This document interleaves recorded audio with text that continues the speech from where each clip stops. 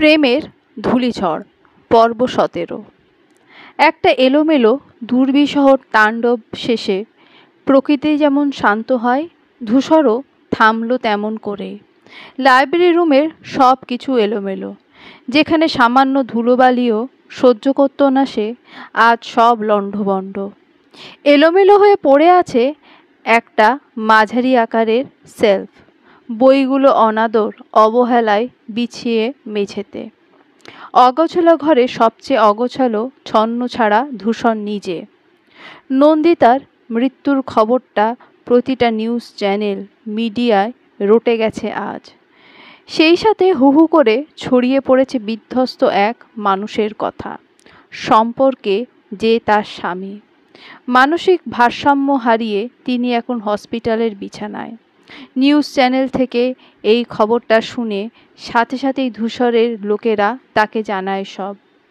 আর এরপরই গর্জে ওঠে ধূসর। চোখে মুখে তার অসহায়ত্বের সাথে সাথে ক্রোধের ছাপও স্পষ্ট। সেলফের কোণা লেগে বাম হাতের তালুতে অনেকখানি কেটে গেছে ধূসরের। ক্ষত গভীর হওয়ায় রক্ত ঝরছে বেশ, অথচ সে বিষয়ে বিন্দুমাত্র আক্ষেপ নেই, তাড়া নেই তার। শরীরের ব্যথার চেয়ে যন্ত্রণা হচ্ছে বুকে। কেউ বোধহয় বড্ড নিষ্ঠুরভাবে তার বুককে খামচে দিয়ে বের করে ফেলেছে সেখানে থাকা মানুষটাকে। ভীষণ রকম যন্ত্রণা। হাহাকারে দেওয়ালে পিঠ এলিয়ে হাঁটু মুড়ে বসে ধূসর। বাম হাত হাঁটুর উপর ঠেকিয়ে রেখেছে, হাত চুইয়ে চুইয়ে রক্ত গড়িয়ে পড়ছে মেঝেতে। অথচ তার সম্পূর্ণ নজর ডান হাতে ধরে রাখা ফোনটায়। সেখানে চলছে আজকের নিউজ। দেখানো হচ্ছে দুর্জয়কে ঘিরে নানান সান্ত্বনার বাণী। ধূসর থুতনি ঠেকায় হাঁটুতে, মিনমিনিয়ে বলে, সম্পর্কের নাম নেই বলে তোমার বেদনা জিতে গেল অ্যাডভোকেট দুর্জয় এহসান। এবারও জিতে গেলে তুমি, তাকে পেয়েও জিতলে, হারিয়েও জিতলে। অথচ আমি না পেয়েই সব হারালাম। কড়া ডোজের ঘুমের ওষুধের কারণে বেহুশের মতো ঘুমাচ্ছেন নওরিন। ধূসরের সাহস হলো না এই খবর তাকে দেওয়ার। দরজাটা লাগিয়ে চুপচাপ বেরিয়ে গেল সে আউট হাউস ছেড়ে। শিকদার বাড়ির বিশাল ভবনের সামনে দাঁড়িয়ে মাথা উঁচু করে তাকালো ধূসর। চোখে মুখে তার ভীষণ রকম কঠিনত্ব। এই ভবনের দিকে আজীবন সে গর্ব নিয়ে তাকাতো, অহংকার করত এই সুন্দর পরিপাটি দম্ভে ভরা ভবন নিয়ে। অথচ আজ কয়েক লহমায় কেমন যেন গিলতে আসা রাক্ষসপুরী লাগছে এই ভবনকে। যেন এখানে যারা থাকে তারা মানুষ নয়, এক একটা নরপিশাচ। অবশ্য তার চেয়ে কম বা কি। সাদা রঙের বিশাল ভবনের ওঠার আগে রয়েছে বেশ কয়েকটা সিঁড়ি। এগুলো যেন দম্ভের সাথে জানান দেয় এই ভবনের উচ্চতায় হোক বা দম্ভের সকলের চেয়ে উপরে। প্রথম সিঁড়িতে পা ফেলে ধূসর তেরছা নজরে তাকায় ভুবনের দিকে। অতঃপর ঠোঁটের কোণে বাঁকা হাসি ফুটে ওঠে তার। শক্ত কণ্ঠে বলে, যে কোনো গল্পে নায়ক হয় একজন, অতিরিক্ত যে থাকে পরিস্থিতি তাকে বানায় ভিলেন। তার গল্পের নায়ক ছিল, ভিলেনের অভাবটা এবার পূরণ হোক। আর ভিলেন কখনো আপোষে আসে না, ক্ষমা করতেও জানে না। তার সেই কণ্ঠে কি যেন ছিল। মুহূর্তেই রৌদ্রোজ্জ্বল পরিবেশ বদলে গেল। সারি সারি কালো মেঘে ঢেকে গেল আকাশ, আর তারপরই ঝমঝমিয়ে নেমে এলো বজ্রপাত সহ বৃষ্টি। নিজের ঘরে বারান্দার রেলিং ঘেঁষে দাঁড়িয়ে আকাশের দিকে চেয়ে ধূসর বলল, ধূলিঝড় যেখানে ধুলো বালিতে সব আবছা, কেউ ঠাহর করতে পারবে না কোথায় তার উৎস। ঠাহর করার আগেই ঝড়ের তাণ্ডবে সব লণ্ডভণ্ড। নন্দিতাকে যেখানে রাখা হয়েছে সেই খবর স্বয়ং জাওয়াদ শিকদার আর তৈমুর ছাড়া আর কেউ জানে না। এমনকি তার সবচেয়ে বিশ্বস্ত ছোট ভাই লাবিবকেও জানায়নি কিছু। বিগত দিনগুলোতে একের পর এক যেভাবে তার চালে তাকেই মাত দেওয়া হচ্ছে, এই কাজ তার কাছের মানুষ ছাড়া সম্ভব নয়। কিন্তু এই ঘরের শত্রু বিভীষণটা কে ঠাহর করতে পারছে না সে। এজন্য আপাতত কাউকেই বিশ্বাস করা যাচ্ছে না। নিজেকে ছাড়া এই দুনিয়ায় বিশ্বাসযোগ্য কেউ নয়। নন্দিতাকে সরাতে তার যে ছেলেপুলেগুলো সাহায্য করেছিল সেই 3 জনের লাশ পড়ে আছে তার সামনে। খুব বেশি কষ্ট হয়নি এতে তার। খাবারের সাথে বিষ মিশিয়েছিল শুধু। আর গর্দভগুলো ভেবেছিল তাদের কাজে খুশি হয়ে বকশিসের সাথে সাথে ভালো মন্দ খাওয়াও পাচ্ছে। হাহ, বোকা পাবলিক। এই জাওয়াদ শিকদার ভালো করেই জানে তাজমহলের রহস্য। তাজমহল বানানোর পর যেমন শ্রমিকদের হাত কেটে নেওয়া হয়েছিল যাতে দ্বিতীয় কোনো তাজমহল এই দুনিয়ায় না বানানো হয়, ঠিক তেমনি নিজের গোপনীয়তা বহাল রাখতে সেও মেরে ফেলেছে এই 3 জনকে। না হলে কারোর হাতে ধরা পড়ে যদি নন্দিতার বেঁচে থাকার খবরটা ফাঁস করে দিত, বড্ড লস হয়ে যেত তার। এমনিতেই পুলিশের তির্যক নজর তার দিকে রয়েছে। দোতলার ভাঙাচোরা একটা বাড়ির ছাদে দাঁড়িয়ে জাওয়াদ শিকদার। এই বাড়িটা বাইরে থেকে দেখলে মনে হবে বহু যুগ ধরে পোড়া একটা বাড়ি, যার চতুর্দিকে আগাছা, ঘাস আর লতানো গাছগুলো এমনভাবে পেঁচিয়ে আছে যেন কত যুগ ধরে এদিকে কেউ আসে না। অথচ বাড়িটা বছর 5-এর পুরনো। জাওয়াদ শিকদারের সবচেয়ে গোপন ঘাঁটি এটা। পুরনো ঘাঁটির সন্ধান কোনোভাবে তার ছোট ভাই লাবিব শিকদার জেনে গিয়েছিল। সরাসরি ক্ষোভ না দেখালেও মনে মনে বেশ অসন্তুষ্ট হয়েছিলেন তিনি। লাবিব যতই তার ক্রাইম পার্টনার হোক, তার ছেলে নাইমকে তাদেরকে শত্রুর চোখে দেখে। আর ছেলের মোহে পড়ে লাবিব যে কোনো দিন তাদেরকে ধোঁকা দেবে না তার কোনো নিশ্চয়তা আছে? নেই। তাই তো সেই সময় তার প্রয়োজন পড়ে নতুন একটা জায়গার। খানিকটা জংলাভূমি দেখে এই জায়গাটা কিনেছিলেন জাওয়াদ শিকদার সেই সময়। হাইওয়ের পাশ দিয়ে জঙ্গল মারিয়ে বেশ খানিকটা ভেতর দিকে আসতেই বেশ খানিকটা জায়গা একজনের কাছে স্বল্প মূল্যে পেয়ে সুযোগটা লুফে নেন।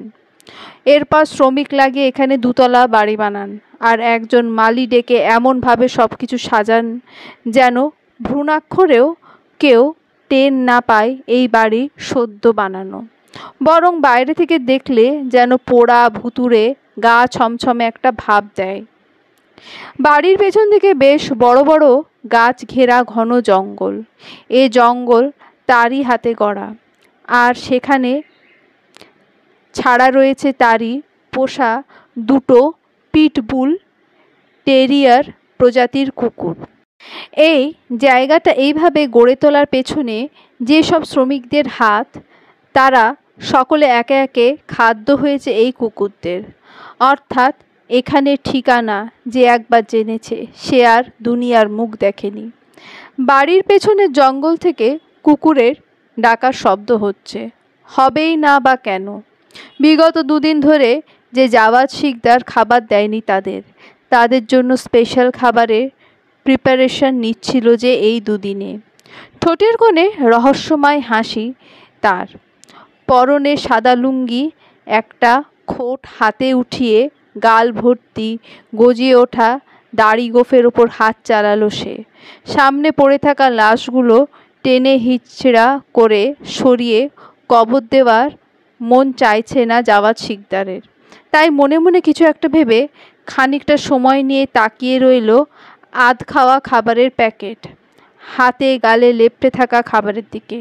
খেতে খেতেই মরেছে সবগুলো। যাক, অভুক্ত পেট নিয়ে মারেনি সে কাউকে। কথাটা ভেবে মনে মনে নিজেই হেসে উঠল উচ্চস্বরে।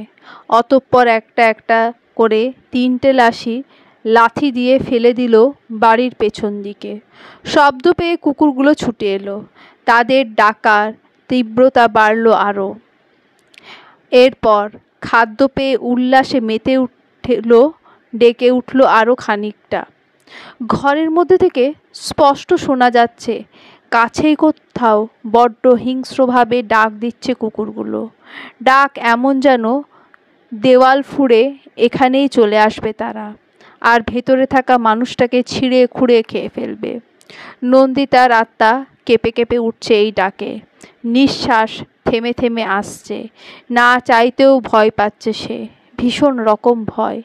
এখান থেকে বের হওয়ার পথ তার জানা নেই। এখানে বেঁচে থাকার অবলম্বনও নেই। কতদিন বেঁচে থাকবে এখানে, কিংবা বলা যায় কতদিন বাঁচিয়ে রাখা হবে তাকে, তাও জানে না সে। শরীরের ব্যথা ভুলে খানিকটা উঠে বসল সে। হাত পা ঠান্ডা হয়ে আসছে ভয়ে। চোখের কোল ঘেঁষে জল গড়িয়ে পড়ছে। এক হাত পেটের ওপর রেখে তাকিয়ে কাঁপা কাঁপা ঠোঁটে ভাঙা কণ্ঠে মৃদু স্বরে বলল, হে রব, তোমার নামে সঁপে দিলাম আমার সন্তানকে। তুমি আমাকে আমার সন্তানের খুনি বানিও না।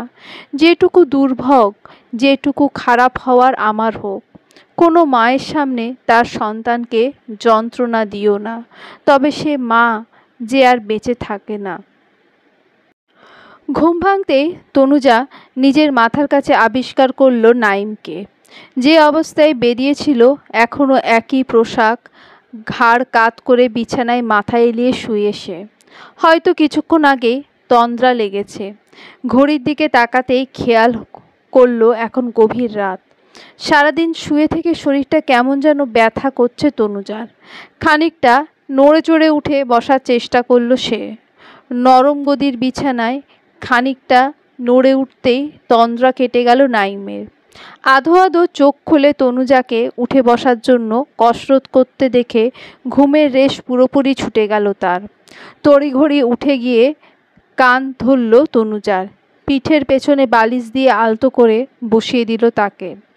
তনুজা এক দৃষ্টিতে তাকিয়ে নাইমের মুখের দিকে।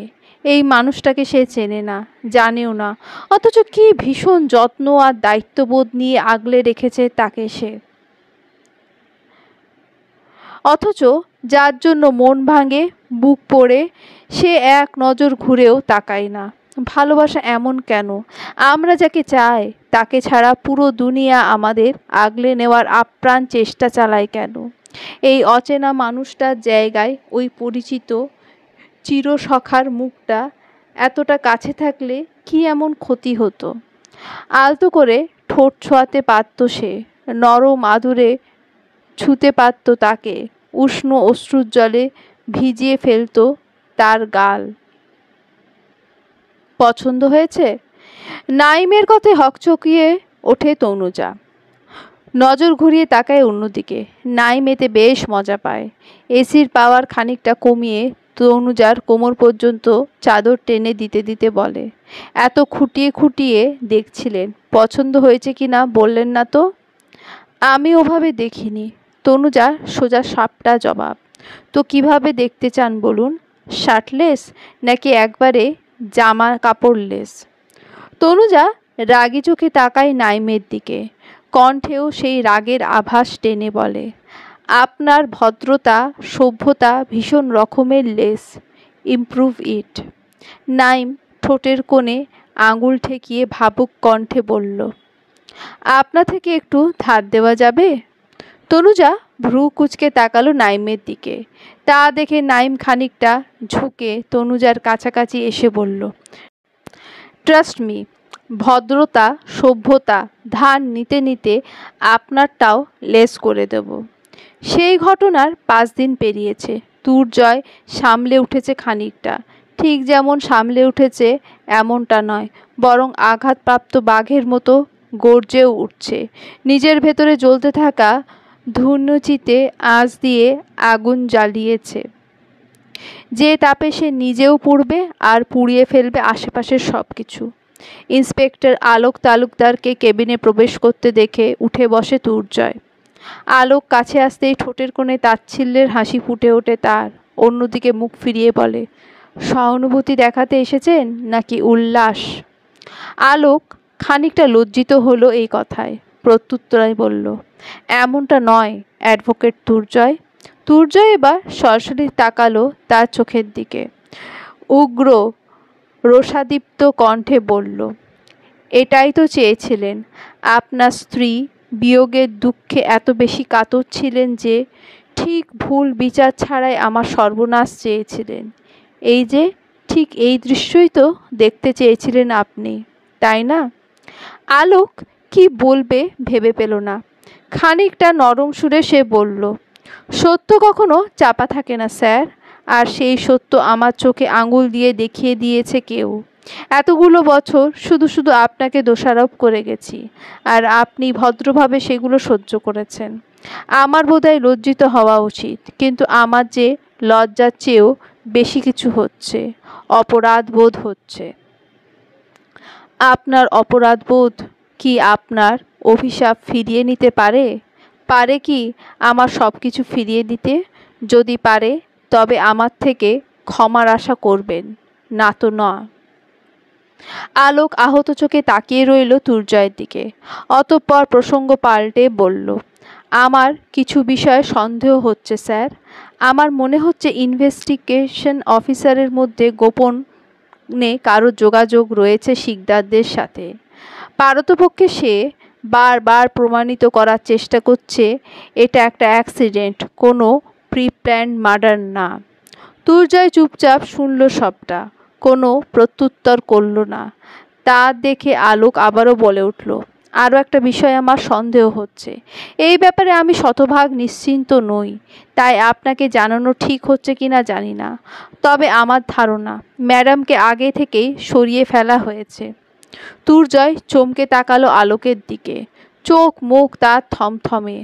আলোক থেমে থাকলো না। সে আবারও বলতে শুরু করলো, শরীরের একটা অংশও খুঁজে পাওয়া যায়নি। আগুনের তাপে বডি তো একবারে ভ্যানিশ হয়ে যেতে পারে না। শরীরের হাড় তো এত তাড়াতাড়ি পুড়ে ছাইও হয়ে যায় না। আমার সন্দেহ তিনি বেঁচে আছেন, আর শিকদারদের কাছেই আছেন। কিছু শব্দ, কিছু কথা যেমন করে মনের আশা জাগায়, তেমন করে একটা দুর্বল শরীরে মুহূর্তেই শক্তি যোগান দেয়। এজন্যই বোধহয় বলে, কথার চেয়ে বড় ওষুধ আর কিছু নেই দুনিয়ায়। শব্দের মাধ্যমে যেমন মানুষের বুকে ছুরি চালিয়ে তাকে নিঃশেষ করা যায়, তেমনি কারোর নির্জীব সত্তায় প্রাণ ঢেলে দেওয়া যায়। দুর্জয়কে দেখে এখন কোনোভাবেই দুর্বল চিত্তের মানুষ মনে হচ্ছে না। হাতে লাগানো স্যালাইনের ক্যানেল খুলে ছিঁড়ে ফেলে হসপিটালের কেবিন থেকে বের হতে যায় সে। আলোক তাকে ধরে ফেলে, অত্যন্ত সাবধানী কণ্ঠে বলে, আপনার কি মনে হয় না আপনি খুব বড় ভুল করতে যাচ্ছেন? আমাকে যেতে দিন অফিসার। শিকদারদের স্পর্ধা এবার আকাশচুম্বী। আমার স্ত্রীর দিকে যে হাত বাড়িয়েছে সেই হাত পঙ্গু করে না দেওয়া অবধি আমি থামব না। শান্ত হন, এখন মাথা গরম করে সিদ্ধান্ত নেওয়ার সময় না। আমার সন্দেহ যদি ঠিক হয় তবে ম্যাডামকে বাঁচানোর জন্য আপনাকে বেঁচে থাকতে হবে, আর এভাবে আপনি তাদের সামনে বাঁচতে পারবেন না। নন্দিতার সামনে দাঁড়িয়ে জাওয়াদ শিকদার, তার দিকে নজর রেখে পায়চারি করে চলেছে অনবরত। নন্দিতা চোখ তুলে তাকালো তার দিকে। হাঁটু মুড়ে বসে আছে সে বহু কষ্টে। শরীরে এত ব্যথা কেন কে জানে। আচমকা জাওয়াদ শিকদার এগিয়ে এসে নন্দিতার গাল চেপে ধরলেন, দাঁতে দাঁত চেপে বললেন, হারামজাদি, তুই আমাকে ধ্বংস করবি? পুরো বাপের মতো নিমক হারাম হয়েছিস, বুদ্ধিটাও পেয়েছিস বাপের মতো। তোর বাপকে দেখেও শিক্ষা হয়নি তোর? শালি, আসছিলি আমাকে বরবাদ করতে? এখন তাকিয়ে দেখ তোর হাল। মরে পচে গেলে এখানে পড়ে থাকলেও কেউ দেখতে আসবে না তোকে, কেউ জানতেও পারবে না তোর লাশ কোথায়। সবচেয়ে মজার ব্যাপার হলো মরার সময় কফন বুকে জড়িয়েও মরতে পারবি না। জাওয়াদ শিকদারের চেপে ধরা আঙুল গর্ত হয়ে ঢুকে যাচ্ছে নন্দিতার গালে। ব্যথায় ছটফট করছে সে। কঠোর অমানুষের মতো হাতটা নন্দিতার কোমল চোয়াল একেবারে যেন পিষে ফেলবে তার হাতের তালুতে। চোখের কোল বেয়ে জল গড়িয়ে পড়ছে নন্দিতার। দুই হাতে সে আপ্রাণ চেষ্টা চালিয়ে যাচ্ছে জাওয়াদ শিকদারের হাত থেকে হাত থেকে ছাড়ানোর। অবশেষে স্বেচ্ছায় তাকে ছেড়ে দিলেন তিনি। নন্দিতা খানিকটা ঝুঁকে মুখ থুবড়ে পড়তে পড়তেও সামলে নিল নিজেকে। 2 হাত মাটিতে রেখেই ওই অবস্থায় জাওয়াদ শিকদারের দিকে চাইল। চোখে কি তার ভীষণ রকম ক্রোধ। বেশিক্ষণ তাকানো যায় না সেই দিকে। সেই কঠোর দৃষ্টি জাওয়াদ শিকদারের দিকে বহাল রেখে কণ্ঠ খানিকটা চওড়া করে বলল, পাপ তার বাপকেও ছাড়ে না। তোর পাপ ধ্বংস হবে। আমি পারিনি, আমার বাপ পারেনি তো কি হয়েছে? কেউ না কেউ আসবে ঠিক তোকে মাটির সাথে মিশিয়ে দিতে। প্রতিটা যুগে যুগে পাপ আসবে, ফেরাউন আসবে, আর সেই পাপ নির্মূল করতে মূসাও আসবে। তোর মতো পাপীর শাস্তি দেখার জন্য আমার 2 চোখ ঝলসে যাচ্ছে। শাস্তি আসুক, তোর শরীর যেন কোনো কীট পতঙ্গ পর্যন্ত ছুঁয়ে না দেখে। মৃত্যুর জন্য 2 হাত তুলে ভিক্ষা চাস, তবুও মৃত্যু যেন তোর নসিবে না আসে। এত মানুষের খালি হওয়া বুকের হাহাকার বৃথা যেতে পারে না কখনো। 3টে মাস কেটে গেছে। দুর্জয় নিজেকে কোনো রকমে ব্যস্ত রেখেছে। রোজ কোর্টে যাওয়া আসা, ল ফার্মে সময় দেওয়া, নতুন নতুন কেস নিয়ে ব্যস্ত রাখছে নিজেকে।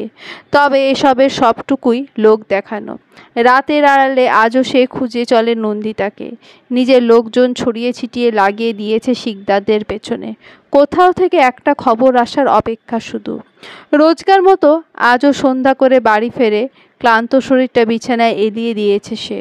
তুহিনা বেগম আর আশরাফ সাহেব এখন দুর্জয়ের ফ্ল্যাটেই থাকছেন। ছেলেকে এক মুহূর্তের জন্য চোখের আড়াল করতে নারাজ তুহিনা। বিধায় কখন কি করে বসে। 1 গ্লাস স্যালাইন ওয়াটার করে এনে দুর্জয়ের মুখের সামনে ধরতেই স্বেচ্ছায় সেটা হাতে নিল সে। অতঃপর ঢক ঢক করে এক চুমুকেই শেষ করে ফেলল। ফাঁকা গ্লাসটা হাতে নিয়ে তুহিনা দাঁড়িয়ে রইলেন একইভাবে, যেন কিছু একটা বলতে চান। ব্যাপারটা খেয়াল করেই দুর্জয় উঠে বসলো কোনো ক্রমে। সকাল থেকে শরীরটা ভালো যাচ্ছে না তার। বিগত নির্ঘুম রাতগুলোর ফল এগুলো। তবে সেসব কিছুকে পাত্তা দিতে চান না সে। কিছু বলবে? আজ না গেলে হয় না? তুহিনা বেগম খানিকটা আমতা আমতা করে বললেন, এমন আবদার কেন করো যেটা আমি পূরণ করতে পারবো না? তোমাদের জোড়াজুড়িতে আমি আমার স্বাভাবিক জীবনে ফিরেছি তো। এবার আমার মানুষটার জন্য তার নির্দিষ্ট সময়টা কেড়ে নিতে চাইবে না প্লিজ? ব্যাপারটা তাহলে মোটেই ভালো লাগবে না। তুমি অসুস্থ, নিজের দিকে খেয়াল না রাখলে মেয়েটাকে খুঁজবে কিভাবে? নিজের দিকে শেষ কবে তাকিয়েছ মনে আছে? পুরো রাত নির্ঘুম কাটিয়ে শহরের অলিগলি খুঁজে বেড়াও। কখনো কখনো তো আমাদের না জানিয়ে শহরের বাইরে পর্যন্ত চলে যাও। ভোর রাতের দিকে এসে কয়েক ঘন্টা মরার মতো পড়ে থেকে এরপর আবার লেগে পড়ো নিজের দায়িত্ব পালনে। এভাবে শরীর চলে? তুমি দিন দিন কী পরিমাণে অসুস্থ হয়ে যাচ্ছ খেয়াল করেছো? কেন করছো নিজের সাথে এমন অত্যাচার?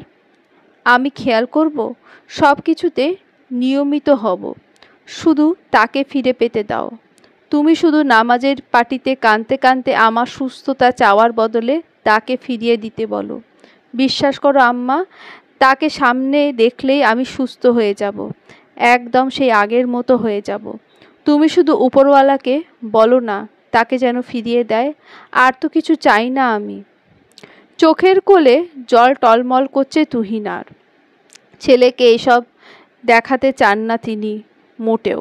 তাই তো আর কথা না বাড়িয়ে ফিরে এলেন সেখান থেকে। এর পরপরই জ্ঞান হারালো দুর্জয়। দুর্বল শরীর আর বইতে পারল না বেশিক্ষণ। ছেড়ে দিল ভর বিছানায়। দুর্জয় যখন জ্ঞান ফিরে গা কাঁপিয়ে জ্বর এসেছে তার। শরীর উষ্ণতায় পুড়ে যাচ্ছে। ঘড়ির দিকে তাকিয়ে দেখল রাত 12:10। নিজেকে টেনে হিচড়ে ওয়াশরুমে নিয়ে গেল সে। অতঃপর শাওয়ার ছেড়ে দাঁড়িয়ে পড়ল তার নিচে। প্রথম অবস্থায় কেঁপে উঠল পুরো শরীর। ঠান্ডা পানি তপ্ত শরীর পড়ায় কেমন যেন শক খেল। কিন্তু ধীরে ধীরে সয়ে গেল সবটা। খুব অল্প সময়ে শাওয়ার নিয়ে বের হয়ে এলো সে। কালো হুডি, কালো ঢিলাঢালা প্যান্ট, গায়ের সাথে জড়ানো পাতলা চাদর। ডাইনিং টেবিল ছেড়ে বের হতে গিয়ে খেয়াল করল পেট মুচড়ে উঠছে তার খিদেতে। ডাইনিং টেবিলের ওপর রাখা ব্রেডের প্যাকেট হাতে 4টে স্লাইস তুলে নিয়ে শুকনো ব্রেড চিবোতে চিবোতে বেরিয়ে পড়ল সে। শুনশান রাস্তা, গোটা দিনের কোলাহল ছাপিয়ে শহরের রাতটা হয় বড্ড নির্জীব, নিষ্প্রাণ, যেন কোনো মৃত্যুপুরীতে এসে হাজির হয়েছে। তবে এই নির্জনতা, এই নিঃসঙ্গ তুর্জয়ের বেশ ভালো লাগে। এই একাকী সময়ে নন্দিতাকে অনুভব করে সে। মনে হয় যেন তার পাশেই পা মিলিয়ে হাঁটছে সেও। এটা সেটা নানান কথা বলতে বলতে বিরক্ত করে ফেলেছে তাকে। তুর্জয় মাঝে মাঝে চোখ রাঙায়, এতে উল্টে সে হেসে ওঠে। এই নির্জন রাস্তায় তার হাসির ঝংকার যেন দূর দূর অবধি শোনা যায়। তুর্জয় পরাজিত সৈনিকের মতো সেই হাসির দিকে তাকিয়ে নিজেও হেসে ফেলে। স্যার, জাওয়াদ শিকদারের টিকিটাও পাওয়া যাচ্ছে না কোথাও, তবে ধূসর শিকদারের খোঁজ পেয়েছি। আজ বেশ পুরনো একটা ফ্যাক্টরির আশেপাশে দেখা গেছে তাকে। পাশে এসে উপস্থিত হয় তারই একজন লোক, টাকার বিনিময়ে যারা এইসব ডিটেকটিভ কাজকর্ম করে থাকেন। তুর্জয় কিছুক্ষণ নীরব থেকে কি যেন ভাবল। তার কেন যেন মনে হচ্ছে এই সবের সঙ্গে ধূসর যুক্ত। নন্দিতাকে সে পছন্দ করত, হয়তো তাকে পাওয়ার নেশায় এমনটা করেছে। কথাগুলো মনে হতেই আগুন জ্বলে ওঠে তার বুকে। মনে মনে প্রতিজ্ঞা করে, তাকে অক্ষত অবস্থায় না পেলে তুমি শেষ ধূসর শিকদার। রাত বিরাতে এইসব মিশন চালানোর আইডিয়া এই ডিটেকটিভ টিমের। কারণ দিনের আলোতে মানুষ হয় মুখোশধারী, ঝাঁ চকচকে বদনে তার লেপ্টে থাকে না বিন্দু পরিমাণ কোনো দাগ, অথচ রাত হলেই মানুষ হয়ে পড়ে পশু। বন্য পশুর চেয়েও অধম এই মানুষ প্রজাতি। পশুরা তো মুখোশ পরে না ভালো দেখানো, অথচ মানুষ নামক জীবের বৈশিষ্ট্যই হলো দিনের আলোয় সালাম ঠুকে রাতের অন্ধকারে অছলা বাঁশ ঢুকিয়ে দেওয়া পেছন থেকে। আর সেই বন্য মুখোশ খোঁজার সবচেয়ে উপযুক্ত সময় এই গভীর রাত। তুর্জয় বাদে আরও দুজন মানুষ গাড়ি নিয়ে যখন সেই ফ্যাক্টরির সামনে পৌঁছলো, ততক্ষণে সেখানে 3টে পুলিশের গাড়ি দাঁড়িয়ে। সতর্ক হয়ে গাড়িটা ঘুরিয়ে বেশ দূরে পার্ক করলো তারা। অতঃপর আড়াল থেকে খেয়াল করলো সেই ফ্যাক্টরিতে গিজগিজ করছে পুলিশের টিম। ভেতর থেকে বের করে আনা হচ্ছে ঢের ঢের বেআইনি জিনিসপত্র। হিসাবটা ঠিক মেলাতে পারল না তুর্জয়। ধূসরকে আজ সকালেই দেখা গেছে এখানে, অথচ আজই রেড পড়ল এই পরিত্যক্ত ফ্যাক্টরিতে। যদি এসবের পেছনে ধূসর থাকে, তবে কেন করলো সে এমনটা? নিজেদেরই এত বড় একটা ক্ষতি করার পেছনে কারণ কি? বন্ধ ঘরের মধ্যে দিন কিংবা রাতের খোঁজ পাওয়া মুশকিল। মোটা শিকলের বেড়ির সাথে বাঁধা নন্দিতার হাত পা। নিজেকে কেমন যেন জেলের কয়েদি মনে হয় তার। সময় মতো 3 বেলা শুধু খেতে দেয় তাকে। আর সেই সময় যত সব তার ভৎসনা গঞ্জনা শোনায় সে। কিন্তু জাওয়াদ শিকদারের গন্ডারের মতো মোটা চামড়ায় সেই সবের কোনো আসর পড়ে না। উল্টে মিচকে হেসে বেরিয়ে আসে সে। প্রথম প্রথম নন্দিতা খাবার ফেলে রাখত সেইভাবেই, কিন্তু নিজের সন্তানের কথা চিন্তা করে কোনো মতে খাবারগুলো খায় সে। 5 মাসের উঁচু পেট নিয়ে ঠিকমতো নড়াচড়া করতে কষ্ট হয় তার। তবুও সে ঘরের মধ্যেই পায়চারি করে সে। ভারী শিকল বইতে বইতে হাঁটে সে। বাচ্চাটা যেন একটু মুভমেন্ট পায়, সুস্থ সবলভাবে দুনিয়ার আলো দেখতে পায়, এই তার শেষ ইচ্ছে। জাওয়াদ শিকদার চাইছে এই সন্তানটা ভূমিষ্ঠ হোক। এতদিনে এইটুকু বেশ বুঝতে পেরেছে নন্দিতা, নইলে এই 3টে মাস এভাবে বাঁচিয়ে রাখত না তাকে। কিন্তু তার আসল উদ্দেশ্য সম্পর্কে এখনও অবগত নয় সে। হাঁটতে হাঁটতে ক্লান্ত হয়ে মেঝেতে বেছানো চাটাইয়ের ওপর বসে পড়ে নন্দিতা। অতঃপর কান্না বিগলিত কণ্ঠে বলে, তোকে বাঁচতে হবে। আমার বাপের অসম্পূর্ণ কাজ আমি শেষ করতে পারিনি, তবে তোকে শেষ করতে হবে। যে অন্যায়ের সাক্ষী তুই জন্মের আগে থেকে, তার বিরুদ্ধে রুখে দাঁড়াতে হবে। শিকদারদের নাম নিশান মেটানোর জন্য তোর জন্ম সার্থক হোক। তনুজাকে এক প্রকার জোর করে নিজের বাড়িতে আটকে রেখেছে নাইম। প্রতিবার বাইরে বের হওয়ার আগে বাইরে থেকে গেট লক করে দেয় সে। আর ফিরে এসে রণচণ্ডী রূপে তনুজাকে দেখতে বেশ লাগে তার। সে সময় তনুজাকে দেখলে স্বয়ং অজগর সাপ অবধি লজ্জা পেয়ে যাবে। নাক গাল ফুলিয়ে এমনভাবে ফুঁসতে থাকে সে। এই 3 মাসে সারাদিন বাড়িতে শুধু শুধু বসে থাকতে ভীষণ অস্বস্তি লাগে তনুজার। তাই আজকাল নিজেই রান্নাঘরে যায় সে। ফ্রিজ খুলে চেক করে কি উপস্থিত আছে সেখানে, অতঃপর হাতের কাছে যা পায় তা দিয়েই রান্না করে। তনুজাকে খানিকটা স্বাভাবিক দেখে আজকাল নতুন করে একটা জুলুম চালায় নাইম। রাতে বাড়ি ফেরার সময় রোজ কিছু না কিছু নিয়ে এসে বলে, এটা রান্না করে দাও, ওটা বানিয়ে দাও, এটা খেতে ইচ্ছে করছে, এমন কত কিছু। আজও তার অন্যথা হয়নি। বাড়ি ফিরে নজর যায় প্রথমেই কিচেনের দিকে। আজ একটু সন্ধ্যা সন্ধ্যা বাড়ি ফিরেছে সে। রোগীর চাপ কম ছিল বিধায় তাড়াতাড়ি বেরিয়ে আসতে পেরেছে আজ। ফেরার পথে রোজকার মতো বাজারের পথ দিয়ে ফেরার সময় সামনেই এক বয়স্ক লোককে ছোট মাছ বিক্রি করতে দেখল। খানিকটা এগিয়ে যেতেই লোকটা গ্রাম্য ভাষায় উচ্চ কণ্ঠে বলে উঠল, এক্কেবারে তাজা চুনো মাছ ভাইজান, নিয়ে যান। বউরা একটু চিল্লামিল্লি করলে না হয়, কিন্তু রান্না করলে যা টেস্ট, মুখে আঙুল দিয়া চাটবা লাগবা। বাইছা খুইচা একেবারে পেঁয়াজ কাঁচা লঙ্কা মশলা দিয়ে ঘষা মাইজা কড়াই চুলায় বসিয়া দেবেন। এক গামলা ভাত খাইয়া ফেলতে পারবেন গো সাহেব। শহরের লোক এইসব দেখেছেন কি আগে? লোকটার কথা আদো আদো যা বুঝল তাতে এই যে রাতের বেলা এই মাছ নিয়ে ঘরে ঢুকলে বউ পেটাতে পারে, এটা নিশ্চিত। বউ, এই শব্দটা কেমন যেন শিহরণ জাগালো তার তন্মনে। তার ঘরেও তো একজন আছে, কাগজে কমলে না হোক তার মনে মনে বিয়ে করে স্বীকৃতি পাওয়া বউ।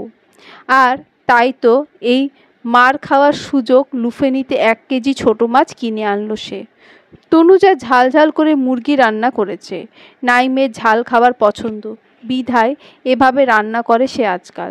তবে সে যে একদম ঝাল খেতে পারে না, তাই রান্না শেষে তরকারি থেকে মাছ মাংস ধুয়ে নিয়ে এরপর খায় সে। সেটা অবশ্য নাইমের অগোচরে, কারণ এই লোক একবার এই বিষয়ে জানতে পারলে ঘর থেকে ঝাল জিনিসটাই উঠিয়ে ফেলবে। নাইমের এই নিব্বি মার্কা পাগলামির জন্যই তাকে সবচেয়ে বেশি অসহ্য লাগে তনুজার। রান্না শেষে সব কিছু গোছাতে গোছাতে তনুজা মনে মনে নিজেকে প্রস্তুত করছে নাইমের এই অদ্ভুত বাড়াবাড়ি রকমের অধিকার বোধ কাটানো বন্ধ করবে সে। এটা কেমন ধরনের পাগলামি, যেখানে এভাবে ঘরবন্দি করে রেখে দেওয়া হয় তাকে? তার নিজস্ব জীবন নেই, ক্যারিয়ার নেই, সব কিছু জলাঞ্জলি দিয়ে এখানে এভাবে পড়ে থাকার মানে কি? চলবে।